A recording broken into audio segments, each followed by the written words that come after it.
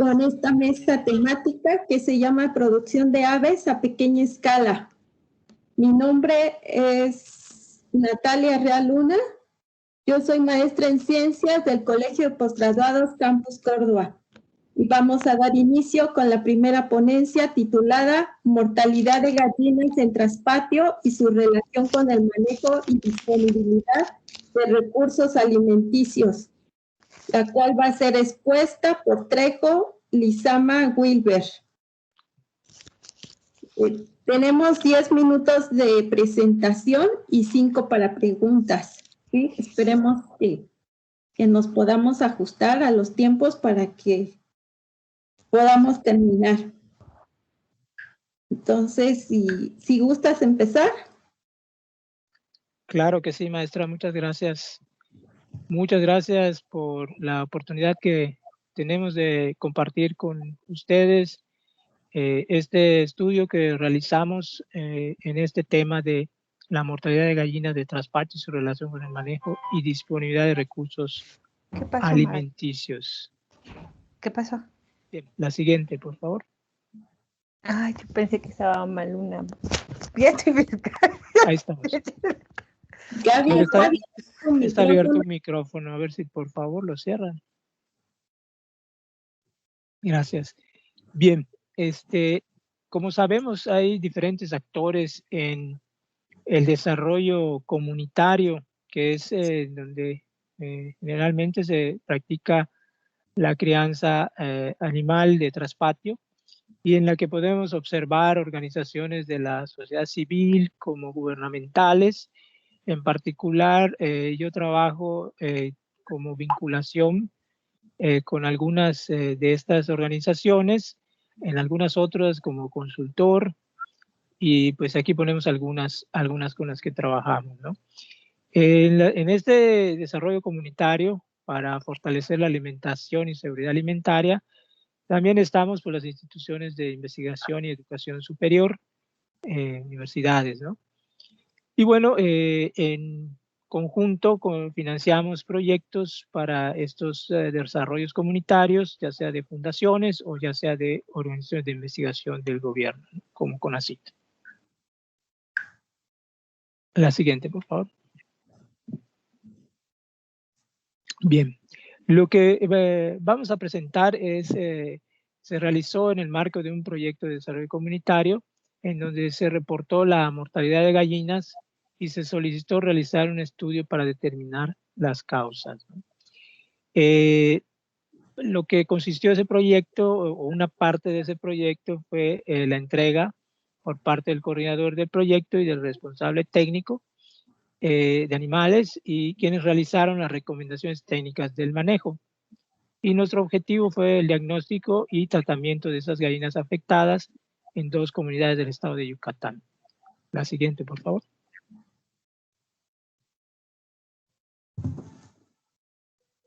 Perdón, voy a apagar mi micrófono. Sí, gracias. Es que no lo encuentro. ¿Se podría regresar en pantalla completa, por favor? Se disminuyó el tamaño. Ahora estoy yo. Bueno, les voy platicando mientras regresa a la pantalla completa. El estudio consistió en recabar información a nivel de campo con los productores participantes de estas comunidades de menos de 100 habitantes, ¿no? En el que el componente de la crianza animal, como las gallinas, representa una estrategia para fortalecer la alimentación y seguridad alimentaria. Una de esas organizaciones civiles entregaron 15 gallinas a cada productor de las líneas Barrett, Plymouth Rock, Amarok y de Rhode Island rojas, ¿no?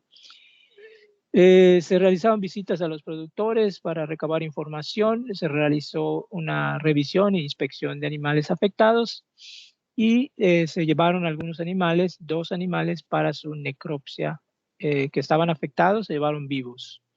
La siguiente, por favor. Que estaban con las condiciones de mortalidad que se estaban reportando, ¿no? En lo que se encontró a la necropsia fueron edema y congestión pulmonar severo, difuso, bronconeumonía catarral moderada, zonal, ventriculitis erosiva ulcerativa, multifocal, lesiones respiratorias de origen bacteriano y lesiones del sistema musculoesquelético, sobre todo flacidez de hueso y pico, cosa que en lo personal no había yo visto en mi práctica profesional, solo en los libros referidos, ¿no? También se observó huesos de esternón desviado y ausencia de musculatura, ¿no? Estas lesiones son asociadas a deficiencias de alimento y de algunos macrominerales como calcio y fósforo en la dieta. La siguiente, por favor. Además, se encontraba enteritis catarral, lesiones digestivas parasitarias, endoparásitos en el ilion de las aves afectadas, compatibles con Heterakis. Además, se identificó un cesto de la raíz lietina. La siguiente, por favor. Bien, los datos. Bueno, aquí se trabajó con 13 productores que, como les había mencionado, tenían 15, se centraron en 15 animales y, bueno, se hizo un registro de las mortalidades a través del tiempo y se logró determinar el porcentaje de mortalidad a la primera semana, que fue de un 24% en promedio, un 8% después de una semana, y luego a los 4 meses del 12%, teniendo en total un 44%. Ahora, viendo los datos ya por productor, tenemos aquí, por ejemplo, en color verde, aquellos productores que están en color verde, tuvieron solamente, y digo solamente porque pues, para hacer traspatio y en las condiciones que se encuentran, pues 13% pues no es un valor muy alto, así que fue el 13% de mortalidad, el menor porcentaje de mortalidad encontrado.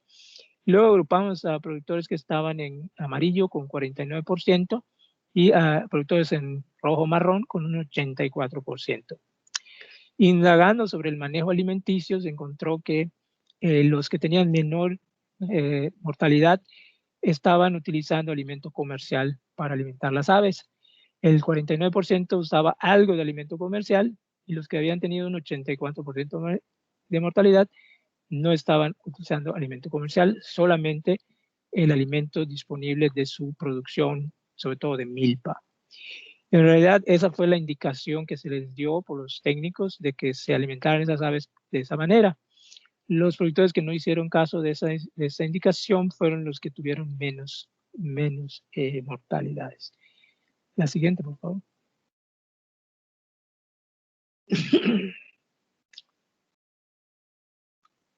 Bien, aquí podemos ver dos imágenes que del lado derecho superior a gallinas en buen estado, esos productores que no tuvieron bajas mortalidades con alimento comercial están con gallinas en buen estado, ¿verdad? Y del otro lado pues tenemos a gallinas en mal estado, con menor talla y con formación del grupo de productores con la alta mortalidad. Los riesgos, pues estaba que continúen las mortalidades, que la producción de huevos se vea severamente afectada y bueno, el desánimo de los productores. La siguiente, por favor.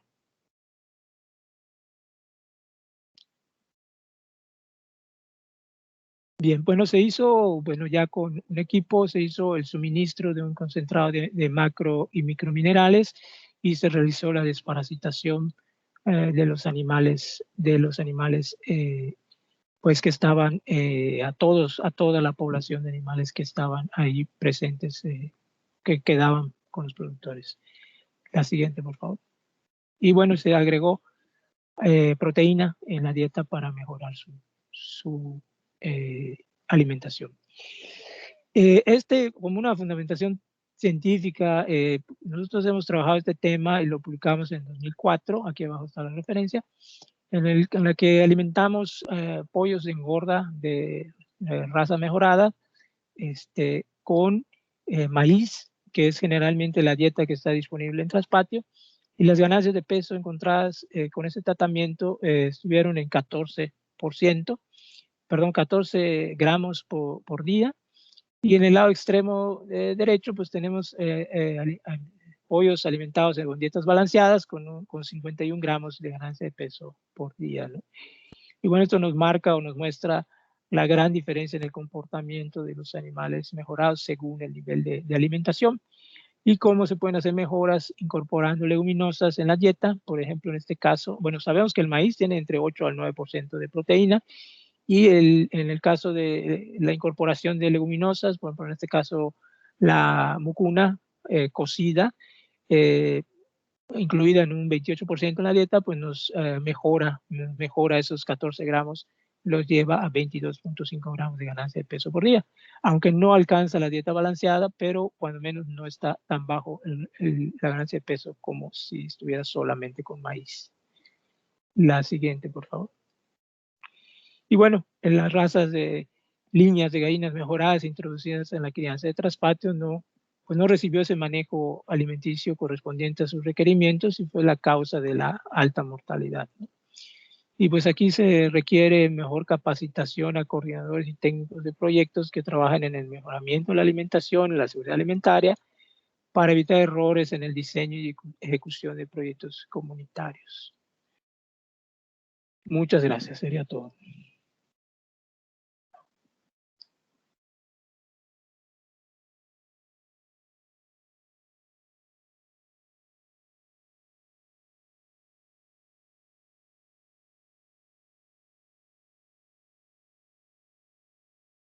Gracias. Vamos a ver si en el chat hay alguna pregunta. Dice Araceli, realizaron un comparativo entre las aves criollas y de razas mejoradas en las frecuencias de las enfermedades registradas. Bueno, no fue el objetivo, realmente ahí nos pidieron concentrarnos en las aves que fueron entregadas del proyecto. Sí observamos aves criollas en campo, en buen estado y sin mortalidades. Y pues eso nos llamó también la atención, pues de que animales que pues corresponden a esos sistemas de producción y a ese manejo alimenticio, pues deben ser priorizados y no buscar pues material genético, mejor material genético que tiene una demanda de nutrientes más alta, ¿no? Aquí un poquito el interés de los directivos del proyecto fue determinar las causas de la muerte de esas aves mejoradas. Y pues comentaba yo esos errores en el diseño de proyectos porque a veces se quieren llevar animales para mejorar la producción de huevo, pero pues se tiene que complementar con la mejora en la alimentación de los animales. Gracias. No sé si contesté su pregunta de Araceli.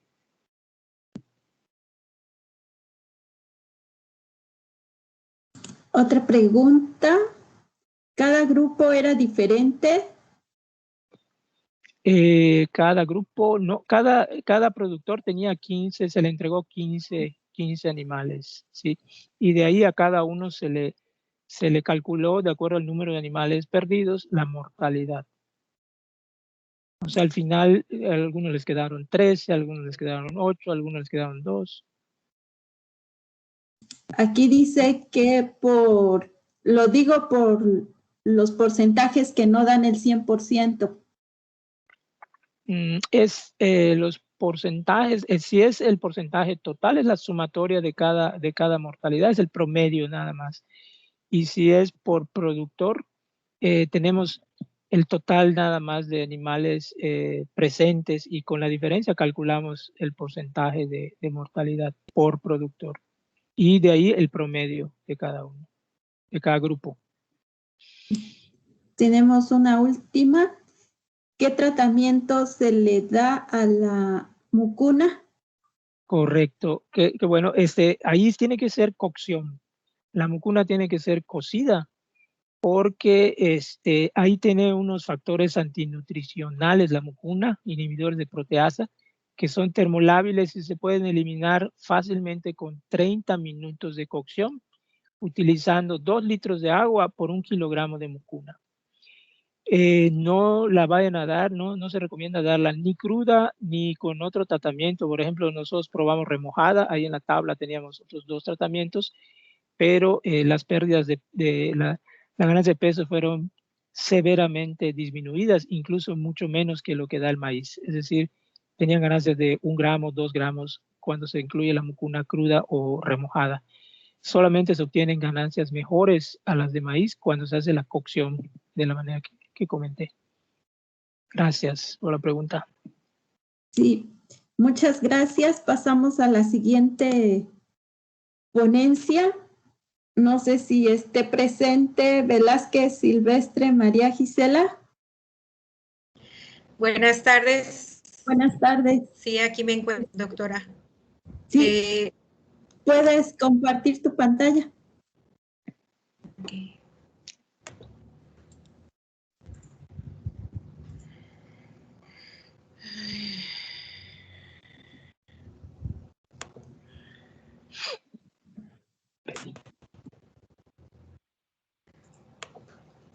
¿Me dices si ya la están viendo, por favor? Sí, ya se ve, solamente hay que poner en modo presentación para que se vea la pantalla completa, pero ya la vemos.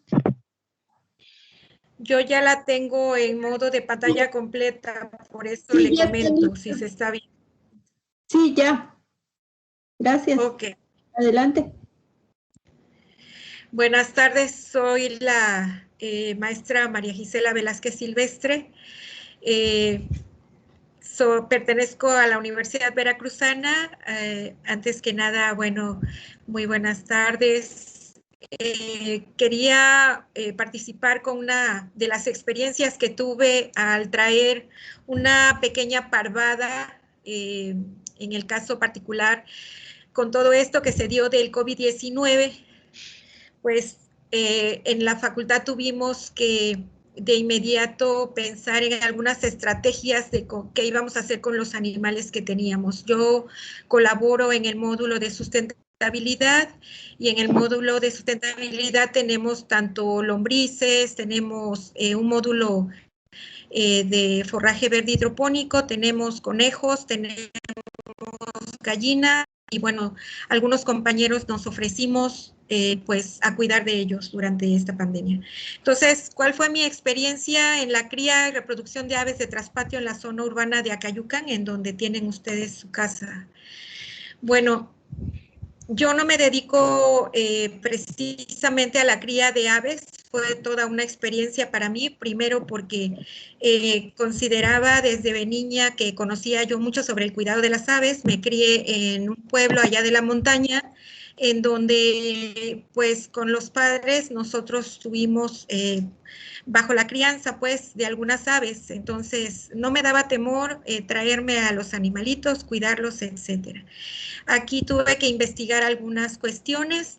Esto me sirvió como experiencia porque luego nosotros como docentes les pedimos a los estudiantes que realicen ciertos proyectos y bueno, dentro de los proyectos nosotros también tenemos que tener cierta experiencia acerca de cómo se realicen, como bien decía el ponente anterior, cómo lo llevan a cabo o bien cuando ellos hacen extensionismo, bien cómo es que pueden de alguna manera solucionar algunos problemas que se les van presentando dentro de lo que es el establecimiento.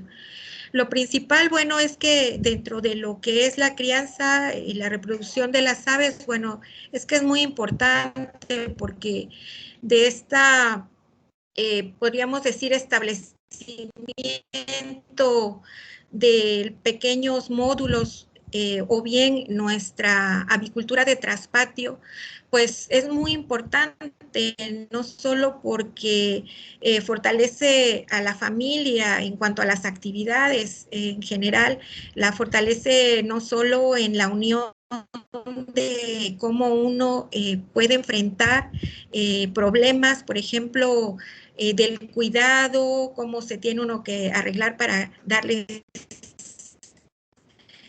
bienestar que necesitan, los cuidados que requieren dentro de la casa, ¿no?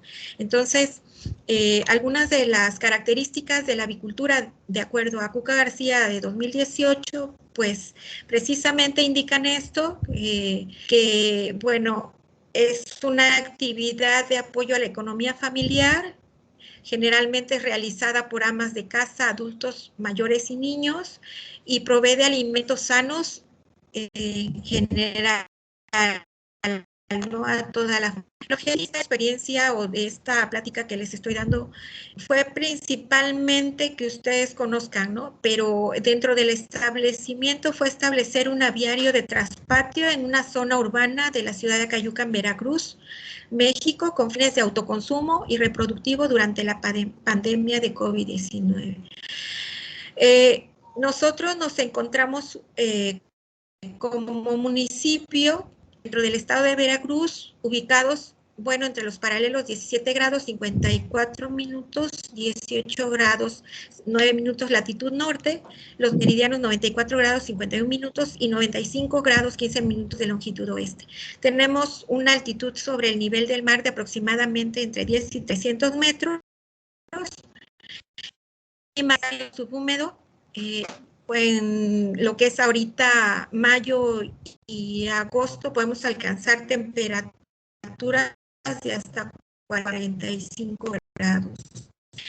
Aquí es que, por ejemplo, nuestro centro de trabajo, que es la Universidad Veracruzana, se encuentra ubicada sobre lo que es la colonia agrícola Michapan, que está cerca de lo que es la ciudad de Acayuca, aproximadamente a 3,5 kilómetros. Y bueno, tuvimos que traernos de allá del rancho de la facultad aquí a la ciudad. Entonces, la procedencia de las aves, pues, es de un módulo precisamente con estas características para que nosotros tengamos las aves de la Facultad de Ingeniería en Sistemas de Producción Agropecuaria, que se encuentra en la carretera Costal, el 220, la colonia agrícola Michapan. El propósito en la facultad es la enseñanza e integración de conocimientos, el manejo de la parvada, cuidado, reproducción y pruebas de alimentación principalmente. De los materiales y métodos que requerimos para establecerlo aquí en la ciudad fueron 2 jaulas de madera forradas de malla gallinera con separaciones y puertas abatibles, 2 comederos de lámina galvanizada y plástico, 2 bebederos de plástico de 2 litros, 2 botes de plástico de 55 litros para almacenar el alimento y el maíz, malla gallinera de plástico de 8 por 2 metros, lona de plástico de 2.5 por 3, tubo de 3 metros de largo, manguera de plástico de 10 metros aproximadamente, cuerda de nylon de 10 metros, una paca de pasto pangola casi por ahí del segundo mes para hacer las limpiezas. Con respecto a cómo se encontraba compuesta nuestra parvada, fueron 2 gallinas Rhode Island, 2 gallinas de cuello desnudo raza piroca, 2 gallinas Plymouth gris y amarilla, un gallo de la raza Rhode Island. Nuestro establecimiento es justamente en el centro de Acayuca, en un área de departamentos que tiene una cochera de aproximadamente 36 metros cuadrados. Nosotros lo que hicimos fue poner malla gallinera para hacer unas separaciones y dejar una parte de un pequeño jardín con terrario para establecer el gallín. Los materiales que utilizamos, bueno, fueron los que mencionamos, más algunos otros que ya se encontraban en el jardín. Con el acompañamiento de las aves también trajimos a su casa 8 conejos, 4 hembras y 4 machos de comer a ambos y cuidados a ambos durante todo el establecimiento.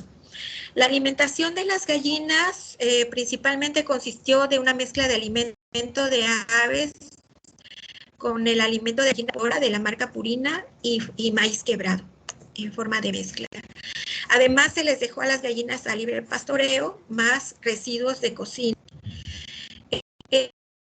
También le agregamos algunas vitaminas. A cada botellón de agua se le colocó 1 gramo por litro de agua de Vitafor multivitamínico. Después se cambió a mejor postura, pues se observó que algunas de las aves empezaban a picar los huevos. Para el control de enfermedades, bueno, lo que hicimos fue que cuando llegaron las vacunamos con la triple aviar de la preventiva Y posteriormente, a los 3 meses, le hicimos otra aplicación porque vimos que llegaban otras aves, bueno, del área. Tenemos desde periquitos, loros, carpinteros, pichones, tortas. Entonces, con esto de los alimentos empezaron a llegar algunas especies, ¿no? Para la citación se utilizó Panacur y bueno, este es un antihelmíntico que se les dio a las aves durante 3 días, 1.4 gramos, principalmente en la primera comida. Resultados de nuestro pequeño nacimiento, bueno, durante el primer mes pudimos ver que había algunos días que ponían entre 3 y 4 huevos. Para el mes de abril, vimos que fue el mejor mes, obtuvimos 5 huevos diarios. De ahí, las gallinas se pusieron a incubar y entonces tuvimos en promedio de 2 a 3 huevos diarios. Incubación, bueno, estas ocurrieron durante los días del 25 y 28 de abril. Se observó que 3 gallinas, una Rhode Island, una gallina negra de cuello desnudo y una bada amarilla, empezaron a presentar síntomas de cloques y bueno, se les colocaron 6 huevos porque pues no teníamos contemplado de que las gallinas anidaran. Entonces les completamos con 10 huevos blancos de otro compañero que también se había llevado unas gallinas y que bueno, se las tenía en otra granja. De esos huevos podíamos observar que hubo muchos huevos rotos y entonces en general no todos nacieron, ¿no? Entonces, de los 28 huevos incubados, nosotros tuvimos que nacieron 12, sobrevivieron 8, 4 machos y 4 hembras. Y bueno, dentro de las características principales fueron 2 con cuello desnudo o pirocas, y de ahí predominó la Rhode Island.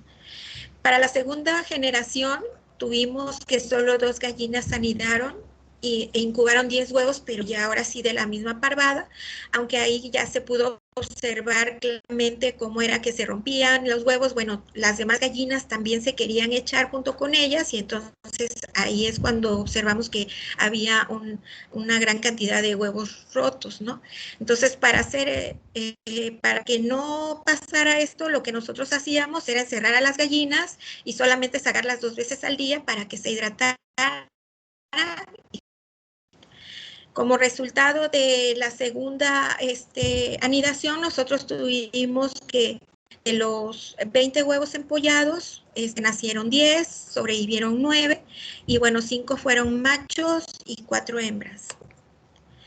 A un año del establecimiento, bueno, de un total de 48 huevos incubados, nacieron 22 pollitos. Al final de la crianza, sobrevivieron solo 17, 9 machos y 8 hembras. Estas últimas se utilizaron para reemplazo generacional y las demás se vendieron. Por lo que pudimos observar, bueno, los factores externos que incidieron en la producción principalmente fueron los depredadores. No tenía considerado, bueno, que por ejemplo las ratas a los pollitos pequeños, las ratas, los gatos, había tlacuaches incluso aquí en el centro. Y otra de las características que también observamos fue la fauna acompañante, lo que les decía, o sea, un sinnúmero de aves. Y otra cuestión que también fue un factor de importancia externo fue el desconocimiento sobre el contenido de los desperdicios orgánicos, que bueno, no establece, pero hay cuestiones, por ejemplo, como es las grasas, los residuos, por ejemplo, de grandes cantidades de cebolla o de cuestiones que tienen, podríamos decir, mayonesa incluso las carnes, ¿no? Que son grasosas o platillos con carne.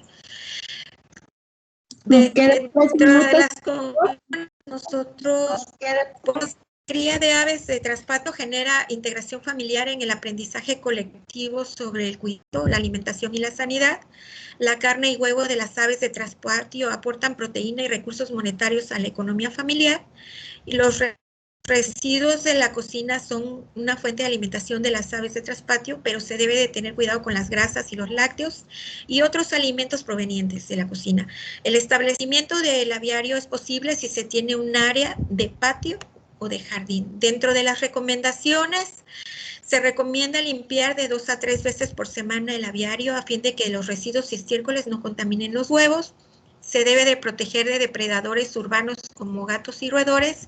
Se debe prever de enfermedades como coriza infecciosa aviar, Newcastle, cólera aviar, con un programa de vacunación debido a otras especies de aves que llegan a comer junto con ellas. Y el cuidado que se mantiene en el aviario se refleja directamente en la producción de huevo, la sobrevivencia y la calidad de los integrantes de la parvada. Y bueno, la bibliografía. Y bueno, por su atención, muchas gracias.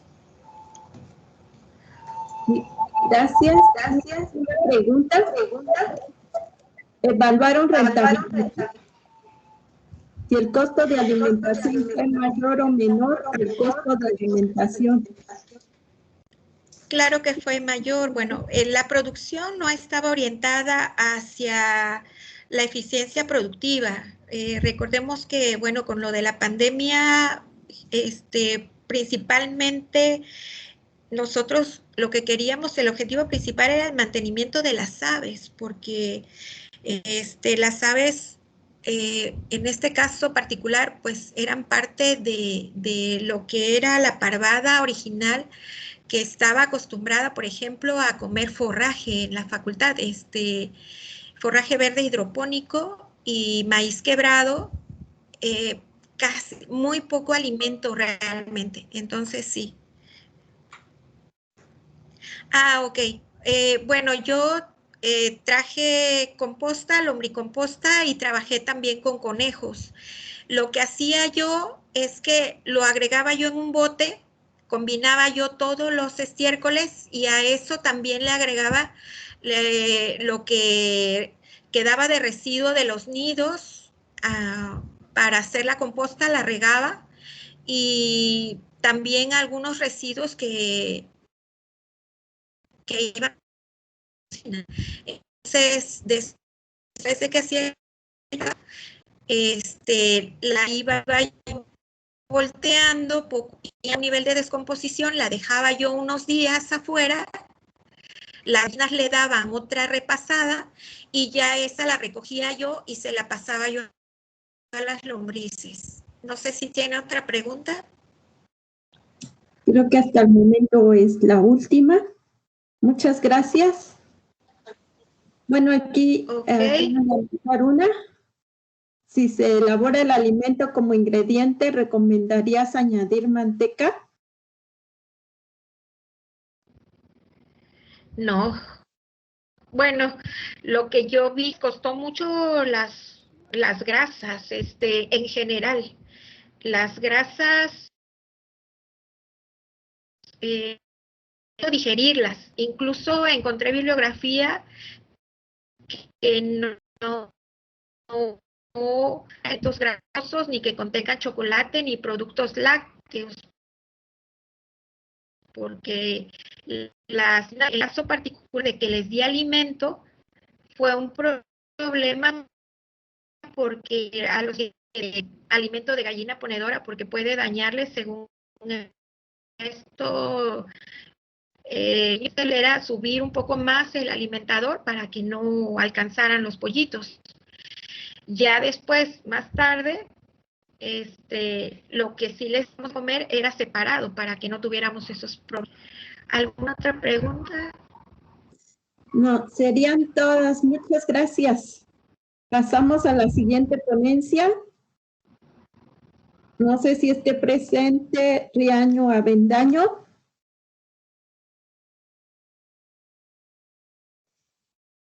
Porque no lo tenía bueno, no nos envió su presentación y no sé.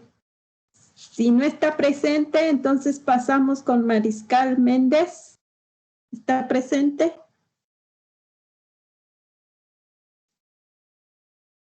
Buenas tardes. Sí, buenas tardes. Yo soy. Mariscal Méndez. Sí. ¿Sí? Sí. Comparto mi pantalla, permítame. Sí, por favor. Bueno, ella va a presentar la ponencia titulada Importancia Social y Económica de la Gallina de Traspatio en Asunción, Cuyotepeji, Oaxaca. Ok. Buenas tardes. Una pregunta, ¿ya se ve mi pantalla completa? No, aún no la vemos. Voy a ver. Ok.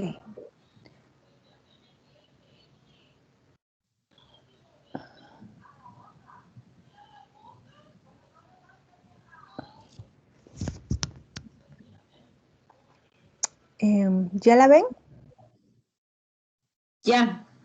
Ok, buenas tardes. Antes que nada, gracias por la presentación. Mi nombre es Araceli Mariscal Méndez y bueno, me voy a permitir presentar el trabajo Importancia Social y Económica de la Gallina de Traspatio en Asunción, Cuyotepeji, Oaxaca. En representación del grupo de trabajo, nosotros somos de la Universidad Autónoma Benito Juárez de Oaxaca, la Facultad de Medicina Veterinaria y del Cuerpo Académico en Producción Animal. El grupo o el equipo de trabajo está integrado por el doctor Teodulo Salinas Ríos, Jorge Hernández Bautista, Rodríguez Magada Néctor y bueno, la tesista Barragán Cervantes. Entonces, en este momento me permitiré iniciar con el trabajo. Son 10 minutos, ¿verdad? Me voy a ajustar el tiempo. Sí, por favor. Bueno, como introducción tenemos que a nivel mundial se refiere que el 70 o el 80% de las tierras agrícolas están empleadas por unidades de producción familiar. Cabe señalar que también se reporta que más de 16 millones de unidades de producción familiar se encuentran dentro de América Latina y el Caribe y el 55% de estas se ubican en Centroamérica y México. Estas unidades de producción familiar tienen como característica que más del 85% es menor o cuenta con menos de 2 hectáreas para trabajar, ¿no? Algo importante a señalar es que estas unidades de producción familiar hacen uso de razas locales y los saberes tradicionales para su producción. Es importante resaltar que una parte importante de las zonas rurales en México hace uso del traspatio, siendo en este sentido una oportunidad económica y también parte de su seguridad alimentaria y su reproducción social en territorio rural. En este sentido, en estas unidades de producción familiar, algo que es característico o se observa a frecuencia son las aves de traspatio, dada la adaptación, el manejo sencillo y también la poca inversión que se realiza para la crianza de estos animales. Sin embargo, estas aves constituyen una de las principales fuentes de alimentación para aquella población o para las zonas rurales, dada la alta calidad nutritiva y también el bajo costo que ellos emplean para la crianza de estos animales. El objetivo en ese sentido fue determinar la importancia social y económica de la gallina de traspatio en el municipio de Asunción, Cuyotepeji, Oaxaca. Nosotros aplicamos una metodología de tipo transversal con un corte en el tiempo, en el cual este corte del tiempo fue de enero a marzo del 2020. Aplicamos una encuesta a través de un instrumento o un cuestionario semiestructurado en el cual incluía variables de carácter sociodemográfico, económico y productivo de la unidad de producción familiar. El tamaño de muestra que ocupamos fueron 79 unidades de producción familiar y la información se analizó mediante estadística descriptiva. El lugar de estudio es Asunción, Cuyotepeji, Oaxaca, estamos situados en la región sur de México. Es algo importante señalar que nosotros nos abocamos a la región de la Mixteca, dada la importancia en cuanto a que es una de las regiones con mayor rezago social y gran población rural con un grado entre muy alto y alta marginación. Nos abocamos al distrito de Huajuapan, que es uno de los distritos más importantes de la región de la Mixteca, y de manera principal en Asunción Coyotepec, que es un municipio que está en una transición urbano-rural, dada la cercanía con la cabecera municipal, bueno, con el distrito y la cabecera municipal de Huajuapan de León, y que todavía tiene, si bien está en una transición urbana, hay gran parte todavía de zonas rurales o de población rural. Entre los resultados que obtuvimos al levantar los cuestionarios, identificamos que el 100% de las unidades de producción familiar localizadas y entrevistadas reportaron la crianza de aves. En este sentido, el promedio de edad de los productores era de 43 años y, bueno, variaban entre 18 hasta la persona más adulta, que era de 83 años. En este sentido, el 43% de estos productores reportaron más de 10 años de dedicación a la crianza de aves, algo importante porque es una crianza que ha sido heredada o una tradición que va pasando de generaciones. En ese sentido también la importancia y el rol que tiene la mujer. El 84% de estas aves en estas unidades de producción son atendidas por mujeres. Es una parte de las actividades que tienen las mujeres dentro del papel familiar de una unidad de producción. Sin embargo, al ser traspatio, no solamente hay aves en estas unidades de producción familiar, la Mixteca también se caracteriza por la enorme vocación que tiene en la crianza de ganado caprino. En ese sentido, la mayoría de las unidades de producción familiar, aparte de tener aves, pues un 74% reportó tener la crianza o dedicarse a la crianza de chivos o de caprinos, como lo quieran llamar, un 70% de bovinos, en un 54% cerdos y en un pequeño porcentaje ovinos, ¿no? En este sentido, denotamos que la ganadería de traspatio en las zonas rurales, pues es un elemento que asegura la reproducción campesina a través no solamente de la diversificación de la producción de diversas especies animales, sino también que está embonada con algunos cultivos o la parte agrícola. También vemos que, como lo decíamos en la introducción, se remarca o se denota que realmente la raza o la que más se desarrolla en estos ámbitos son las razas criollas, ¿no?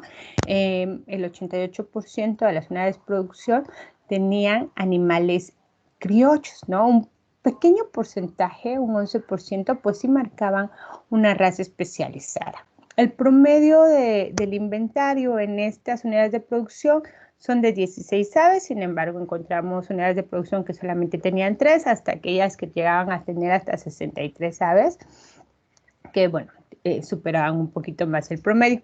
También en estas unidades de producción no solamente tenían aves, también encontramos guajolotes en un 53%. Es importante notar que en este sentido el 100% eran animales criollos y que el inventario tenía un promedio de 4 guajolotes por unidad de producción, que también iba de 1 a 4 aves. Es importante también recalcar en este sentido que la obtención de la parvada o cómo iniciaron su parvada las unidades de producción familiar, ellos van obteniendo su mismo pie de cría a través de la crianza, o muchas fueron heredadas, ¿no? Pasadas de familia en familia o regalos de la propia familia. Por eso ellos refieren que la de crianza, el 63%, genera así su parvada, un pequeño porcentaje de mercados locales y un mínimo, casi un 3%, del 2.5%, solamente ha obtenido aves de programas de gobiernos. Entonces podemos decir que la mayoría de las aves pues son generadas en las propias razas o recursos zoogenéticos de la región. En cuestiones de instalaciones, pues carecen de instalaciones. La mayoría de aves pues están sueltas, son pocos aquellos que tienen a lo mejor un pequeño corral o nidales, gallineros nada más un 27%, pero algunas de las instalaciones, si las podemos llamar, pues que más tienen son bebederos y comederos, y en ese sentido pues no son tecnificados, son trastes que ellos ocupan aunque ya no tienen uso y que los emplean para darle o colocarle agua o alimento a las aves.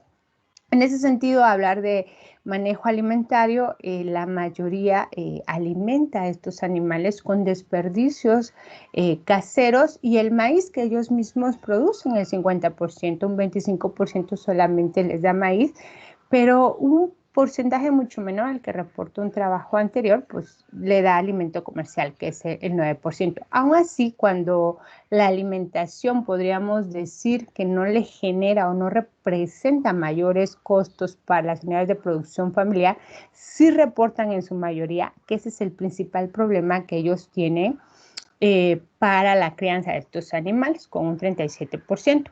Aunado a que también reportan una falta de asesoría técnica para la mejora de su sistema de crianza familiar. Solamente un 30% reporta dar o hacer un manejo sanitario en estas aves, como vacunar contra influenza, Newcastle o viruela. También refieren que obtienen de manera ocasional ingresos por venta, y eso lo hacen cuando tienen un gasto menor dentro de la casa y no tienen cómo tener esos ingresos. Entonces ven en las aves una oportunidad de venta y obtener ese pequeño gasto que requieren, ¿no? Es importante también señalar que la mayoría de las unidades de producción ven o destinan la crianza de estas aves para el autoconsumo familiar, con un 96%. La mayoría consume tanto la carne con el huevo, un 79%, y hay una minoría que solamente consume la carne, que es 1%, y también lo del huevo.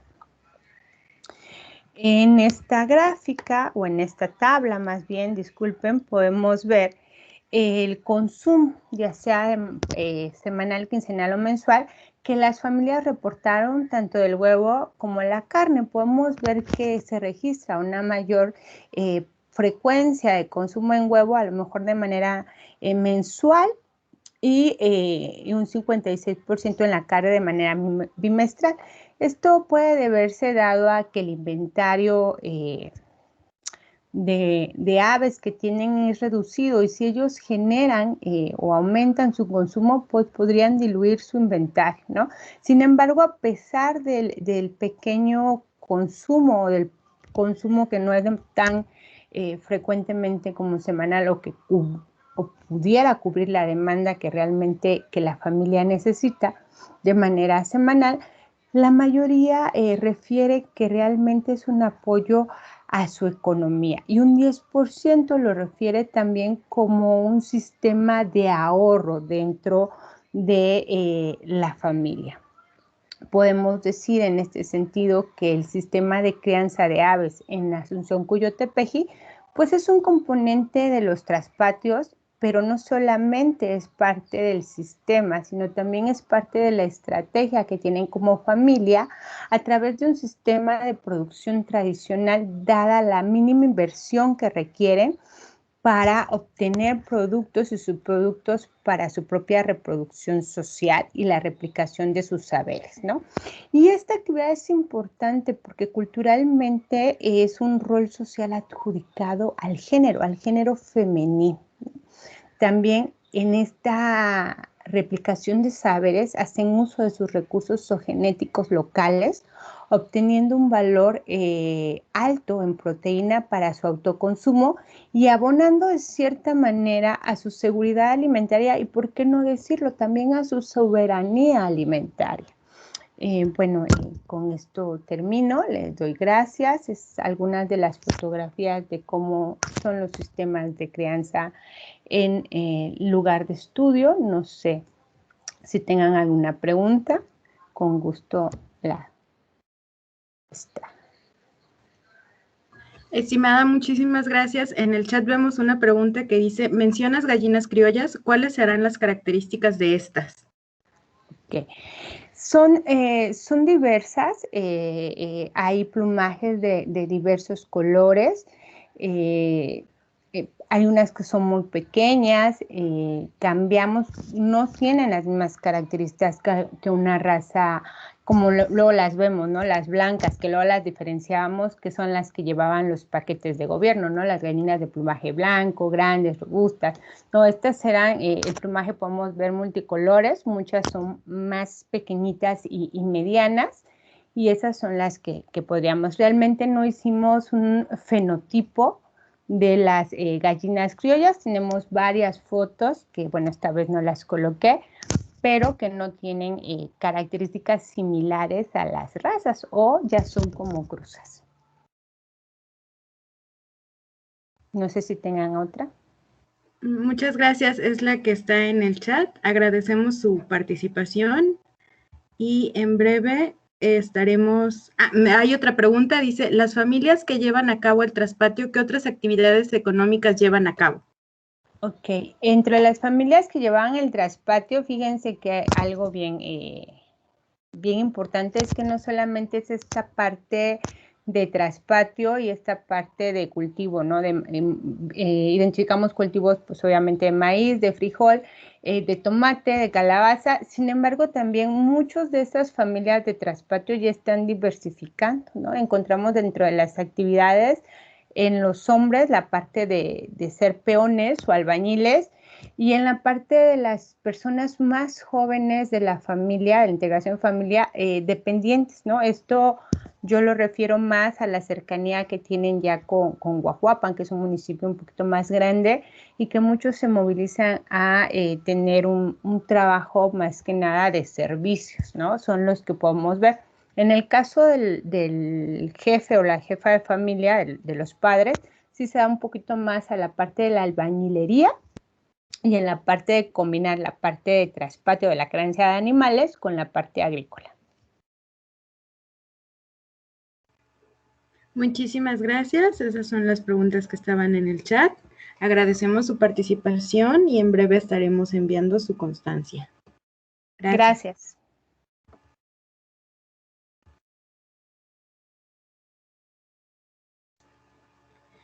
Preguntamos si se encuentra por ahí Ivonne Pérez Bautista, quien presenta el siguiente trabajo de eficacia in vitro de extractos y aceite esencial de pasote de zorrillo.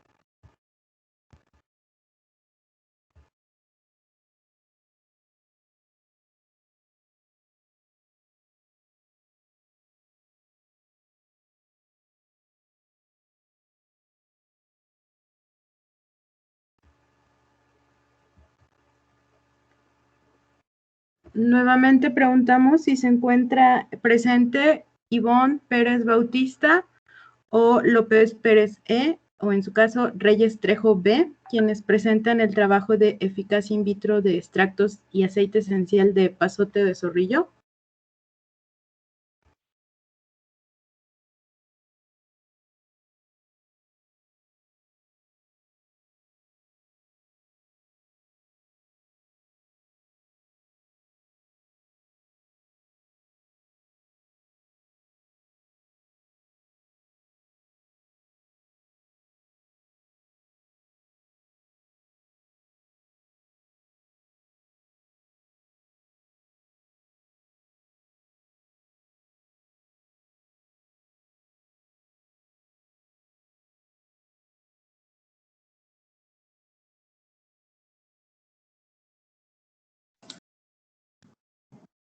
Bueno, si no damos paso al que sigue, inclusión de forraje en la dieta de gallinas.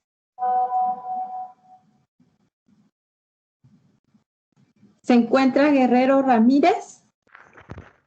Sí, buenas tardes. Sí, ¿puedes compartir por favor tu pantalla?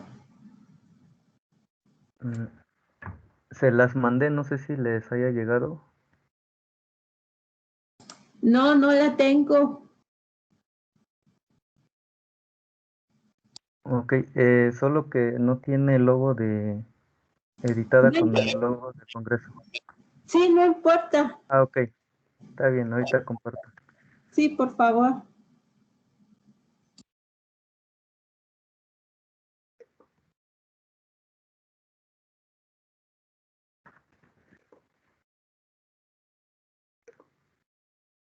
¿Ya la pueden observar? Sí, pero vemos las conclusiones. Ya. Ya está. Ok. Ya nada más en modo presentación. Ah, ya. Bueno, ya vi que ya está lista. Adelante. Gracias. Sí. Buenas tardes a todos. Muchas gracias por estar aquí.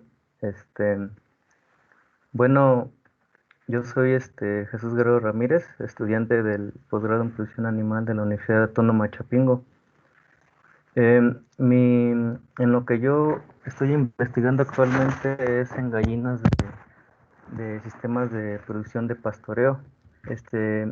Sin embargo, esta investigación se hizo en sistemas de corral o que no tienen acceso al exterior porque no hay suficiente información de la estimación del consumo del forraje. Entonces, es por ello que se hizo este trabajo que se tituló Inclusión de forraje en la dieta de gallinas en postura por medio de metaregresión.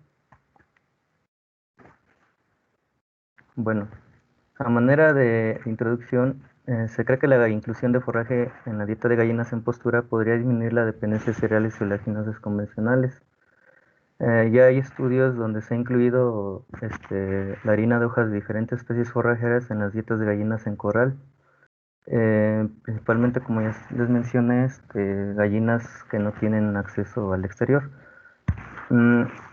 La inclusión en estos estudios varía del 1 al 20% de inclusión de forraje en la dieta, con un control donde no tienen nada de forraje. Sin embargo, no todos muestran el mismo efecto del nivel de inclusión de forraje en la dieta en el comportamiento productivo y calidad física del huevo. Por ejemplo, aquí tenemos varios autores donde les quiero mostrar el nivel, hasta qué nivel, en este caso la postura no se ve afectada. Vemos que entre estudios hay diferencias, bueno, se ve variación que en el ejemplo de alfalfa se ve que hasta un 4% nos afecta la postura, entre paréntesis es el control y el que sigue es hasta el nivel en el que no está afectada. Vemos en el Morus alba que hasta el 9% no está afectada. Vemos hasta en Moringa oleífera que hasta el 10% de inclusión del forraje no es afectada. Entonces vemos que hay variación en el nivel de inclusión, en el efecto, sobre el efecto de la postura, y se ve cierta variación entre estudios. Si nos vamos a ver dentro de estudio, también vemos diferencias, ¿no?, numéricas dentro de estudios. Y de igual manera, por mencionar este peso de huevo, que es la variable de calidad física de huevo, vemos que de igual forma hay no se afecta el peso de huevo hasta un nivel de 10% en el caso de Moringa oleífera, y en otro caso en Moringa alba, perdón, Morus, hasta un 15%, en otro estudio con Morus alba, hasta 10%. Entonces, una característica de la metaregresión en modelos mixtos es que es permisible o se permite la variación entre estudios y dentro de estudios. Por eso, una metaregresión podría ayudar a identificar el efecto global de la inclusión de forraje en la dieta de gallinas en postura, considerando en el modelo el intercepto aleatorio para cada estudio. Por ello, el objetivo de este estudio fue evaluar el efecto de la inclusión de forraje en la dieta de gallinas de postura en el comportamiento productivo y calidad de huevo mediante metaregresión, para ajustar modelos donde se considere el intercepto como efecto aleatorio, el intercepto de estudio. La metodología Bueno, se buscaron artículos de revistas científicas donde se midió el efecto del nivel de inclusión de forraje en la dieta, sobre el comportamiento productivo y la calidad del huevo, calidad física del huevo. Las especies que se utilizaron en esos estudios varió entre Moringa oleifera, Medicago sativa, Leucena leucocéfala, Morus alba y Titonia diversifolia. Para la selección de los artículos se tomó como criterio principal la inclusión de forraje en la dieta. No se consideró la especie forrajera. Por ello se revisaron e incluyeron 2 artículos científicos en los análisis. El nivel de inclusión de forraje en la dieta varió de 0 a 20%, donde 0 fue el control y hasta un 20% de inclusión de forraje. El análisis estadístico, se ajustaron modelos lineales mixtos donde el efecto fijo fue el nivel de inclusión de forraje en la dieta y el efecto aleatorio, bueno, el intercepto fue el efecto aleatorio de estudio. Se determinó, para determinar la bondad de ajustes del modelo, se determinó la pseudo R cuadrada y el óptimo biológico para efectos cuadráticos. Para este último, esta fórmula que estoy señalando, es para estimar el óptimo biológico.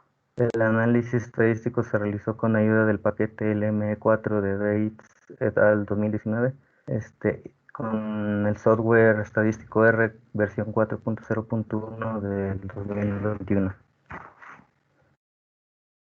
Las variables respuesta de comportamiento productivo y calidad de huevos se muestran en este cuadro, donde se coloca la referencia o estudio, de cada autor, de donde se extrajo cada variable. Esto se especifica con más claridad en el extenso. Entonces, en las memorias ya ahí lo van a encontrar más detallado. Los modelos estadísticos, el primero corresponde a un efecto lineal y el segundo al efecto cuadrático. Y es la variable de respuesta, beta 0 es coeficiente del intercepto, beta 1 el coeficiente de regresión del efecto lineal, X es el 10º nivel del nivel de porcentaje de forraje de inclusión en la dieta, y sigma es el efecto aleatorio, el intercepto aleatorio de estudio. Aquí la única diferencia es que tiene el efecto cuadrático en el modelo. Bueno, como resultados, en cuanto a comportamiento productivo, en el porcentaje de postura observamos la gráfica del modelo ajustado mixto del intercepto aleatorio para cada estudio del estudio. Podemos observar que el modelo se ajustó a un efecto cuadrático para porcentaje de postura con una P pues, altamente significativa y una R cuadrada de 0.96. Aquí se hizo el cálculo del óptimo biológico, que fue de 1.04%, es decir, que la porcentaje de postura, el óptima postura en porcentaje se da a un nivel de inclusión de 1.04% de forraje en la dieta. Aquí, para masa de huevo, se puede observar también que fue un efecto cuadrático altamente significativo, con una R cuadrada de 0.96. Aquí ligeramente el óptimo biológico, donde la masa de huevo es la mejor, la óptima, fue de 1.16% de inclusión de forraje en la dieta.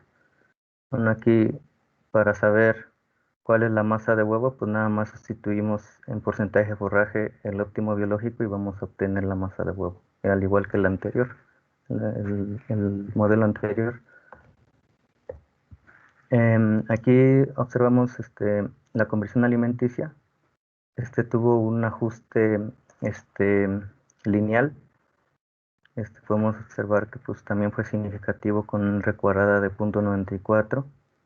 Y aquí significa que por cada porcentaje de inclusión de forraje en la dieta va a haber un aumento en la conversión de 0.0119. Bueno, y finalmente por mencionar solamente la que fue significativa, la única variable de calidad física de huevo, fue el color de yema. Este fue altamente significativo también. El modelo se ajustó a un modelo lineal, lo que significa que por cada incremento porcentual, cada punto porcentual en la inclusión de forraje en la dieta, hubo un aumento de 0.2561 unidades en la escala de Roche, que para este modelo. Entonces, les recuerdo, esta es la gráfica del modelo ajustado, un modelo mixto, con intercepto aleatorio de estudio, de cada estudio. Entonces, como conclusiones, la postura y masa de huevo no fueron afectadas hasta un óptimo biológico entre 1 y 1,16% de inclusión de forraje en la dieta de gallinas en postura. Estas gallinas en postura, les recuerdo que son gallinas en corral, no tienen acceso al exterior. El color de la yema mejoró al aumentar el nivel de inclusión de forraje en la dieta. El peso de huevo, las unidades Hauck y grosor de cascarón, aunque no se mencionaron aquí ya que no fueron significativas, no son afectados por el nivel de inclusión de forraje en la dieta. Entonces, como comentario adicional, pues hace falta hacer más investigación en la inclusión de forraje en la dieta de gallinas en postura, principalmente en sistemas donde las gallinas tienen oportunidad de seleccionar forraje en el exterior o gallinas que están en libre pastoreo. Entonces esa sería mi presentación. Si hay alguna duda, comentario o pregunta, muchas gracias. Sí, muchas gracias. Aquí tenemos un comentario del doctor Rufino Díaz Cervantes. Dice, excelente trabajo. Una pregunta, ¿el porcentaje de inclusión es de forraje en base seca o base húmeda? Sí, es en base tal cual como se ofrece, o sea, en base húmeda.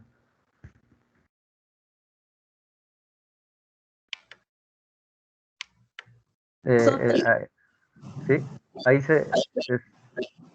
sí, adelante.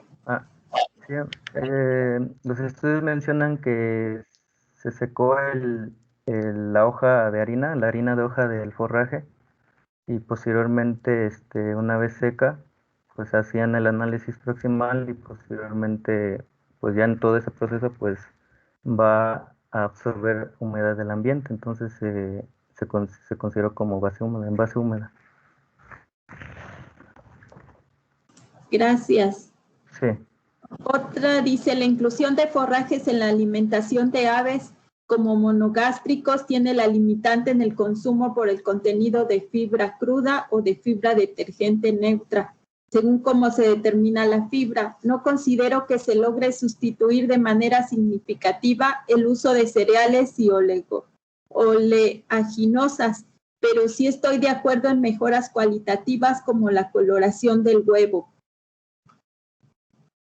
No sé si quieras comentar algo. Sí, sí, efectivamente,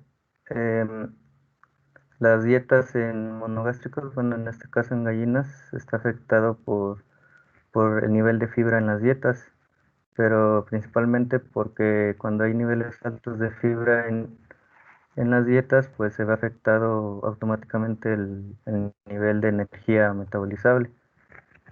Entonces, efectivamente, está más regulado por la energía que tiene la dieta, pero en este caso la fibra es que hace que se disminuya ese nivel de energía. Sin embargo, yo creo que sí se podría incluir hasta 20 gramos de forraje. O sea, la gallina más bien puede consumir hasta 20 gramos de forraje. Esa es una hipótesis que yo tengo planteada en mi investigación, que todavía no se realiza la investigación, pero yo creo que sí podría considerarse que se pudiera sustituir un poco los ingredientes de pastas oleaginosas o cereales. Entonces, quizás en estos estudios como fueron en corral, no tienen oportunidad como las gallinas que están en el exterior de seleccionar el forraje y de tener la disponibilidad de algunos insectos, minerales de la tierra, posiblemente el efecto de fotoperiodo de la luz solar podría ayudar a mejorar el comportamiento productivo. Aparte, las gallinas con la edad van aumentando su capacidad de consumo, entonces por ahí podría haber más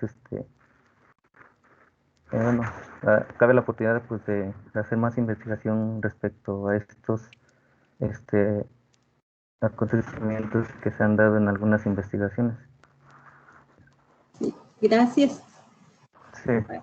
Hay otro comentario, creo que reportan mejor contenido de omegas, también como la inclusión de forraje. Sí, efectivamente, las gallinas, perdón, el forraje ayudan a aumentar la proporción de omega 6,3, bueno, perdón, a disminuir la proporción de omega 6,3, y ya que los forrajes tienen mayor proporción de omega 3, al igual que el color de la yema, tienen más proporción de xantófilas, en este caso de luteínas principalmente. Entonces por eso hay un efecto positivo en el color de la yema y un efecto positivo en el aumento de omega 3 en yema de huevo. Muchas gracias, esa fue la última pregunta. Gracias. Sí. Pasamos a la siguiente ponencia. No sé si se encuentra el ponente del título Rol de los sistemas silvopastoriles en la conservación de las aves. Buenas tardes, sí. Sí. Aquí les voy a compartir mi pantalla. Sí, por favor.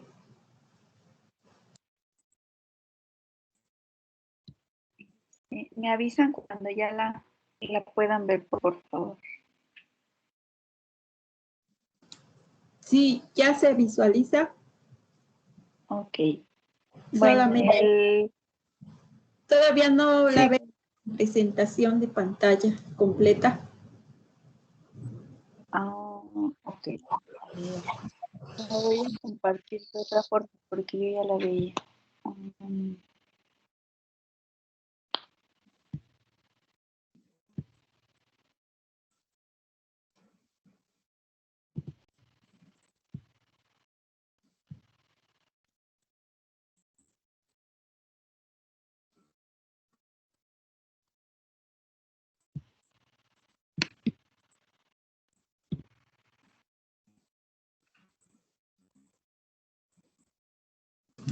Aún no se ve.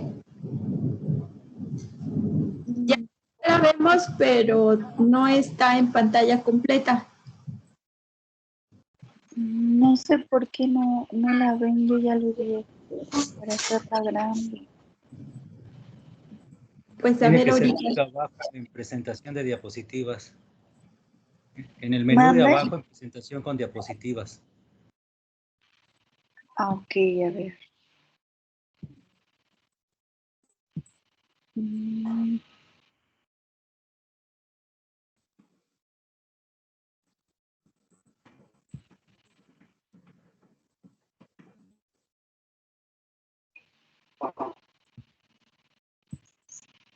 Ahora sí ya la ven en pantalla completa.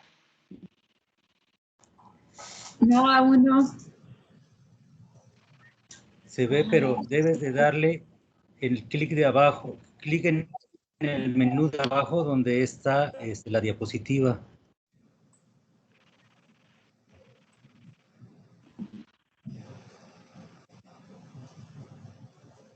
De donde está marcado es el último, donde aparece la pantalla antes del símbolo de menos. Es que no me aparece.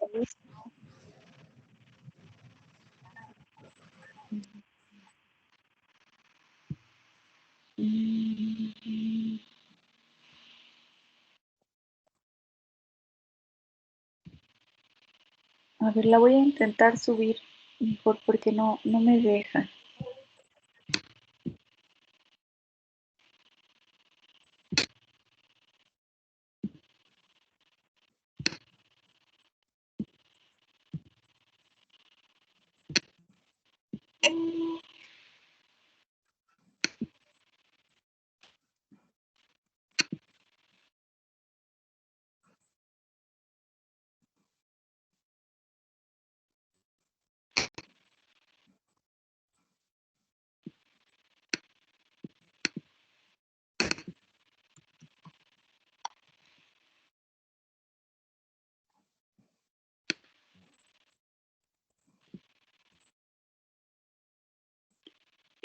Usted no tiene la presentación, es que se está cargando muchísimo.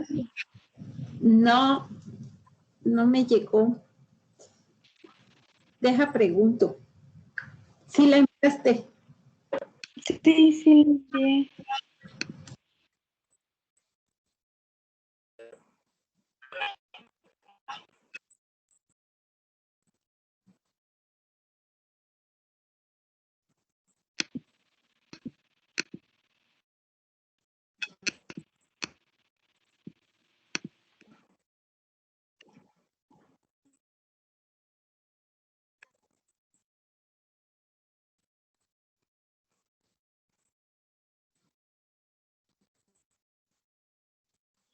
Si no, a ver así, solamente que la hagas más grande.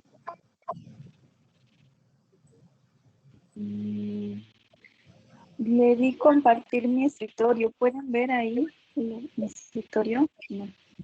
Aún no vemos.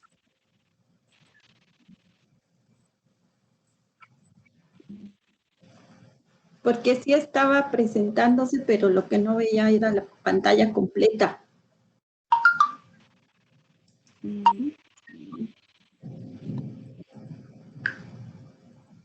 Ya la vemos completa, ya puedes iniciar.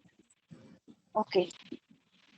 Bueno, el tema de mi presentación es rol de los sistemas silvopastoriles en la conservación de las aves. A manera de introducción, a nivel global, aproximadamente el 50% de la superficie terrestre ha sido modificada por actividades agrícolas, ganaderas y asentamientos urbanos.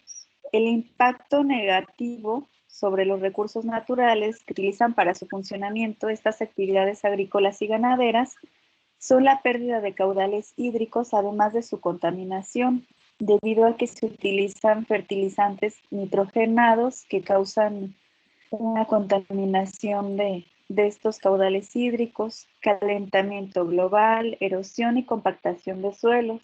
Todo esto causa una transformación del hábitat natural, ocasionando una pérdida de biodiversidad.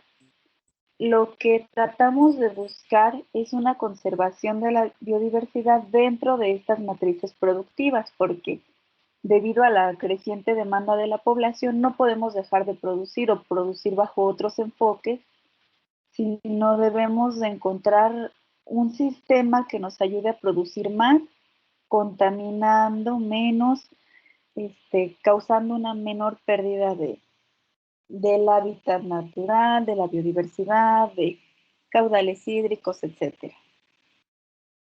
Los sistemas silvopastoriles parecen ser la solución. Estos son sistemas agroforestales en los que se desarrollan, como pueden ver en la imagen, generalmente árboles forrajeros, leguminosas y pasturas manejados de forma conjunta para incrementar la productividad del ganado.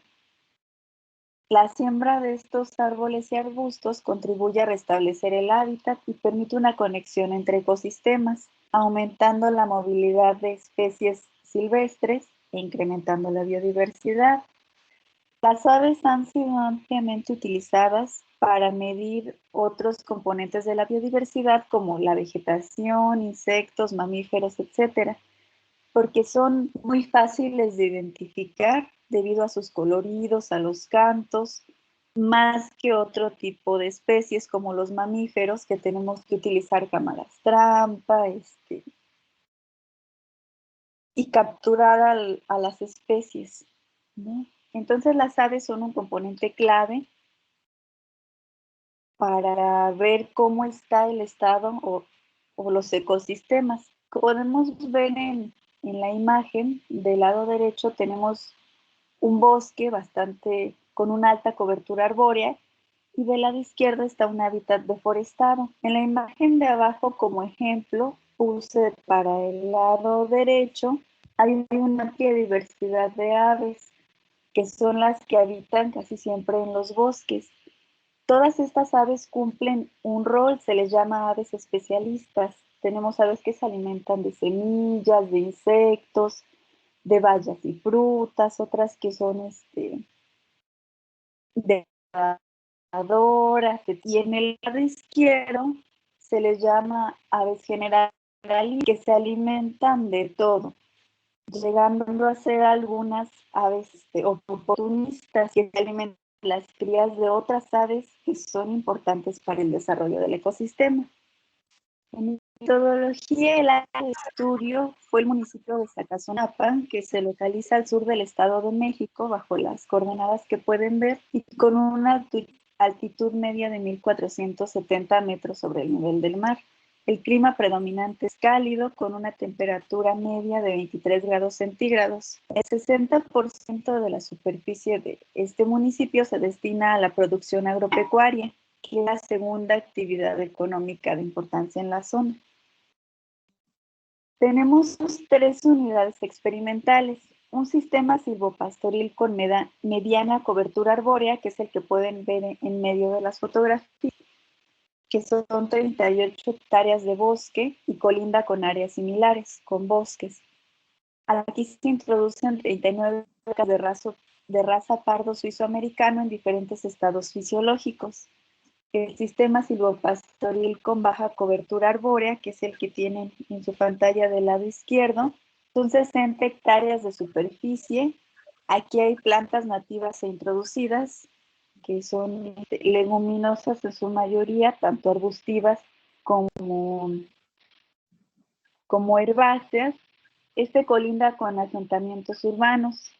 Tienen 23 vacas y 2 sementales, igualmente de la raza pardo suizo-americana en diferentes estados fisiológicos. Y una zona de aislamiento con alta cobertura arbórea, que es la que ven del lado derecho de su pantalla. Son 10 hectáreas de bosque sin acceso de ganado, que es la que actuó como control en nuestro trabajo.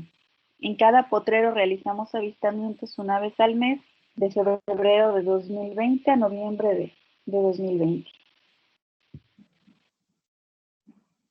Para el registro de datos utilizamos el método de puntos de conteo de radio fijo propuesto por Ralph en 1996, en donde pusimos 20 puntos de conteo de cada sistema a una distancia aproximada de 200 metros entre punto y punto. Contamos todas las aves vistas u oídas en un radio de 25 metros. Estos muestreos los realizamos de las 6 a las 10 y de las 4 de la tarde al anochecer, con intervalos de 20 minutos en cada punto. Es decir, permanecimos en cada punto 20 minutos para contar las aves.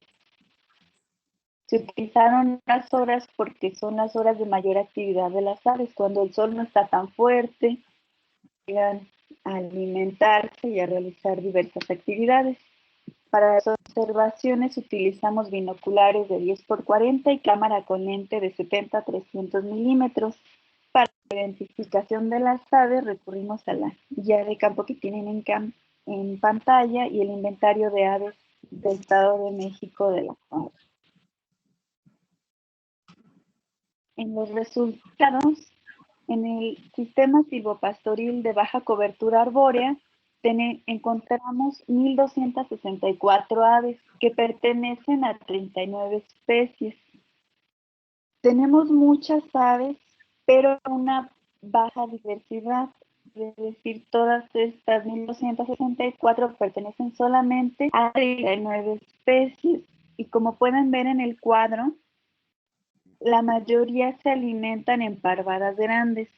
El zacatonero, semilleros, golondrinas, todas estas son especies generalistas que no cumplen un rol específico y son indicativos de un ecosistema fragmentado. En cambio, aquí en el sistema silvopastoril de mediana cobertura arbórea encontramos 911 aves de 88 especies. Aquí hay una mayor diversidad de especies. También tenemos bastantes especies pero ya tenemos también muchas más especies especialistas. Perdón.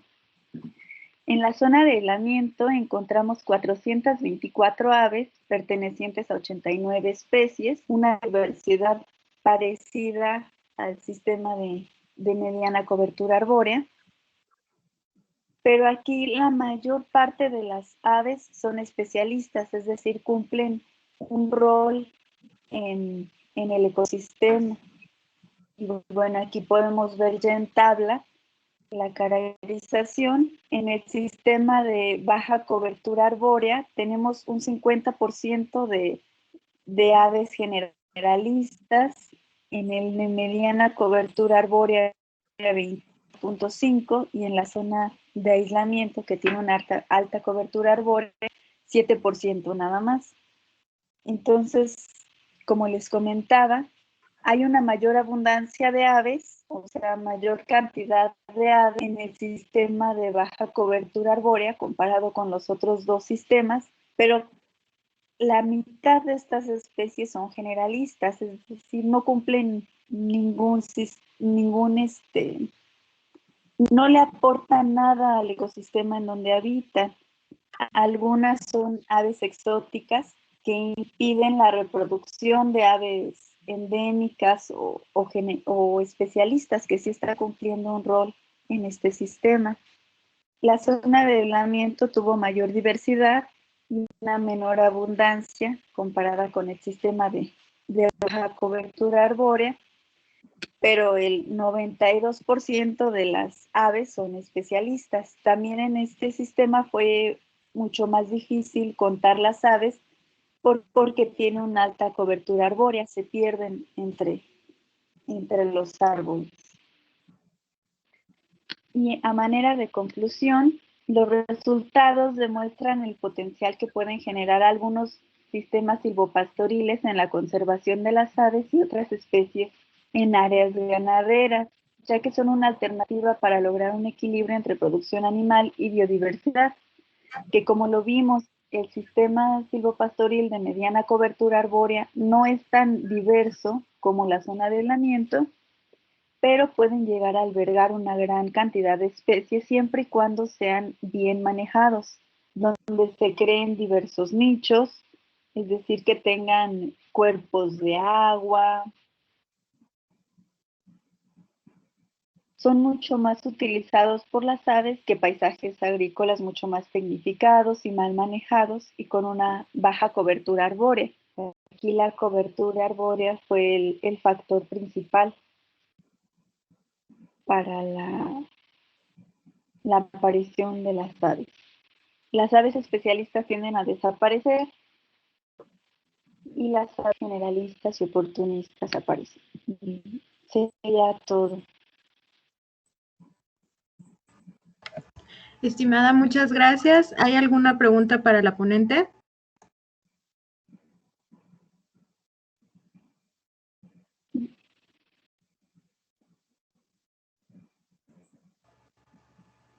No hay preguntas, muchas gracias. Preguntamos de nuevo si se encuentra el ponente del trabajo Eficacia in vitro de extractos y aceite esencial de pasote de zorrillo.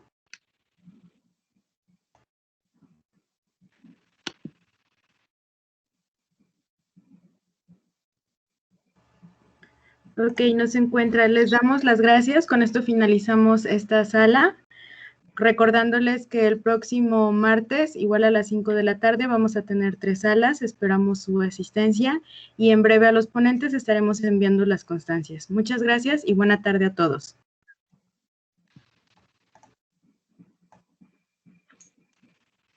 Gracias. Hasta luego. Muchas gracias, buena tarde. Una pregunta. Es para poder ver también, por ejemplo, alguna ponencia de recursos o genéticos que era la misma hora de esta sala, ¿cómo los podemos ver? Ok, vamos a subir los videos, las sesiones de la sala se grabaron, los videos van a estar disponibles en el canal de YouTube, tanto del foro como del Campus Veracruz, y también se van a estar subiendo en el Facebook de Semarnat. Ok, gracias, muy amable. Sí, hasta luego, buena tarde a todos. Muchas gracias, buena tarde. Gracias, buenas tardes.